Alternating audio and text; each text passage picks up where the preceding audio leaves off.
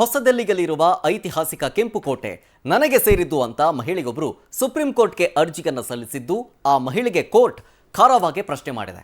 ಹೌದು, 17ನೇ ಶತಮಾನದ ಮೊಘಲ್ ದೊರೆ ಶಾಜಹಾನ್ ಕೆಂಪು ಕಲ್ಲಿನಿಂದ ನಿರ್ಮಿಸಿದ್ದ ಈ ಕೋಟೆ ದೆಹಲಿಯ ಪ್ರಮುಖ ಐತಿಹಾಸಿಕ ಸ್ಮಾರಕಗಳಲ್ಲಿ ಒಂದು. ಕೊನೆಯ ಮೊಘಲ್ ಚಕ್ರವರ್ತಿ ಬಹದ್ದೂರ್ ಶಾ ಜಾಫರ್ ಟೂರ ಮರಿ ಮೊಮ್ಮಗನ ವಿಧವಾ ಪತ್ನಿ ಸುಲ್ತಾನಾ ಬೇಗಂ ಈಗ ಕೆಂಪುಕೋಟೆಯ ಒಡೆತನವನ್ನ ತಮಗೆ ನೀಡಬೇಕು ಅಂತ ಕೋರಿ ಸುಪ್ರೀಂ ಕೋರ್ಟ್ಗೆ ಅರ್ಜಿಯನ್ನು ಸಲ್ಲಿಸಿದರು. ಕೆಂಪುಕೋಟೆಯ ಮಾಲೀಕತ್ವವನ್ನು ಬಯಸಿ ಬಂದಂತಹ ಅರ್ಜಿದಾರರ ಮೇಲೆ ಗರಂ ಆಗಿರುವ ಸರ್ವೋಚ್ಚ ನ್ಯಾಯಾಲಯ ನಿಮಗೆ ಕೆಂಪುಕೋಟೆ ಜೊತೆಗೆ ಫತೇಪುರ್ ಸಿಕ್ರಿ ಮತ್ತು ತಾಜ್ ಮಹಲ್ ಕೂಡ ಬೇಡವೇ ಹೀಗಂತ ಖಾರವಾಗಿ ಪ್ರಶ್ನಿಸುವ ಮೂಲಕ ತನ್ನ ಅಸಮಾಧಾನವನ್ನು ಹೊರಹಾಕಿದೆ. ಅಸಲಿಗೆ ಸುಲ್ತಾನಾ ಬೇಗಂ ಕೋಲ್ಕತ್ತಾದಲ್ಲಿ ವಾಸಿಸ್ತಾ ಇದ್ದಾರೆ. ಅವರು ಮೊಘಲ್ ಚಕ್ರವರ್ತಿಗಳ ನೇರ ವಂಶಸ್ಥರು ಅಂತ ಹೇಳಿಕೊಂಡು ಕೆಂಪುಕೋಟೆಯ ಒಡೆತನಕ್ಕೆ ಬೇಡಿಕೆಯನ್ನು ಸಲ್ಲಿಸಿದ್ದಾರೆ.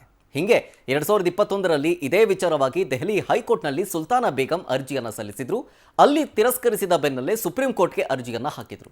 ಅರ್ಜಿಯ ವಿಚಾರಣೆ ನಡೆಸಿದ ಮುಖ್ಯ ನ್ಯಾಯಮೂರ್ತಿ ಸಂಜೀವ್ ಖನ್ನಾ ಅರ್ಜಿದಾರರಿಗೆ ಕೇವಲ ಕೆಂಪುಕೋಟೆ ಮಾತ್ರ ಬೇಕೆ, ಫತೇಪುರ್ ಸಿಕ್ರಿ ತಾಜ್ ಮಹಲ್ ಕೂಡ ಬೇಡವೇ ಅಂತ ಖಾರವಾಗಿ ಪ್ರಶ್ನೆ ಮಾಡಿದ್ರು.